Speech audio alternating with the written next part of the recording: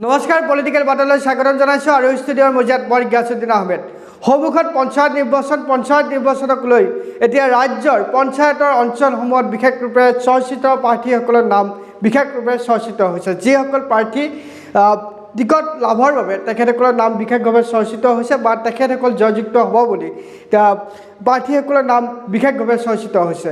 আমি এই মুহূৰ্তত সংযুক্ত হৈছোঁ নিৰুপমা গগৈ। তেখেত হৈছে ঠেঙাল জিলা পৰিষদৰ সদস্য।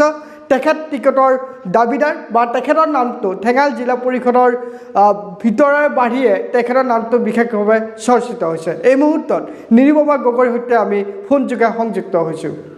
নিৰুপমা গগৈ ডাঙৰীয়ানী, আপোনাক স্বাগতম জনাইছোঁ আমাৰ অনুষ্ঠানলৈ। ধন্যবাদ। নিৰুপমা গগৈ ডাঙৰীয়ানী, আপুনি যিহেতু ঠেঙাল জিলা পৰিষদৰ সম্ভাৱনাপূৰ্ণ আপুনি প্ৰাৰ্থিত্বৰ দৌৰত আছে, সম্ভাৱ্য প্ৰাৰ্থিত্বৰ দৌৰত আছে, আপোনাক ৰাইজে কিয় ভোট দিব লাগে বুলি আপুনি অনুধাৱন কৰে?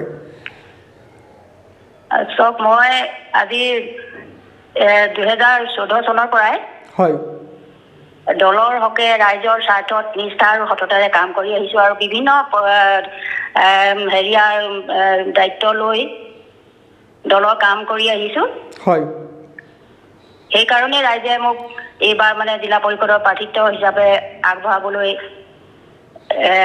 হেৰি কৰিছে, মনোনীত কৰিছে।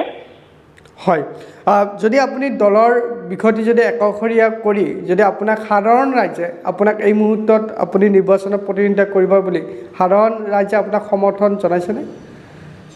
হয়, জনাইছে, কাৰণ মই সদায় সাধাৰণ জনসাধাৰণৰ লগতে কাম কৰি আহিছোঁ। হয়, বিভিন্ন জনসাধাৰণৰ যিবিলাক সমস্যা সেইবিলাকৰ লগত মই জড়িত আছোঁ। হয়, তেখেতসকলে সেইকাৰণে মোক বিচাৰিছে।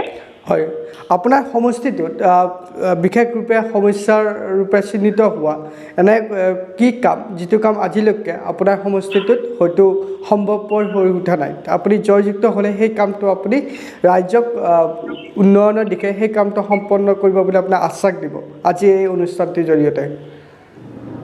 চব যোৱা 15টা বছৰে যিগৰাকী ঠেঙাল জিলা পৰিষদৰ বিৰোধী দলৰ প্ৰাৰ্থী আছিলে, হয়, তেখেতে আমাৰ ঠেঙাল জিলা পৰিষদৰ যিমানবিলাক উন্নয়নৰ কাম হ'ব লাগিছিলে একো উন্নয়নৰ কাম নকৰিলে। হয়, বিগত দিনত যিখিনি হৈ যাবলগীয়া কাম আছিলে সেইবিলাক নোহোৱাৰ কাৰণে এতিয়া আমাৰ যিবিলাক জনসাধাৰণ আছে, আমাৰ ভাৰতীয় জনতা পাৰ্টি, হয়, তেখেতসকলে এইবাৰ মোক জয়যুক্ত কৰি এই সমস্যাবিলাক সমাধানৰ কাৰণে আগবঢ়াবলৈ চেষ্টা কৰিছে।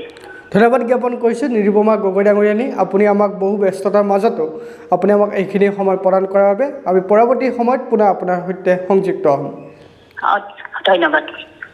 এনেদৰেই এতিয়া প্ৰাৰ্থিত্ব প্ৰত্যাশীসকলৰ মাজত তৎপৰতা বৃদ্ধি হোৱা পৰিলক্ষিত হৈছে। পৰৱৰ্তী সময়ত এনেধৰণৰ বা বাতৰি আপোনালোকক প্ৰদান কৰিবৰ বাবে আমি পলিটিকেল বাৰ্তা সদায় প্ৰস্তুত। আমি নিৰপেক্ষ, আমি জনতাৰ স্বাৰ্থত।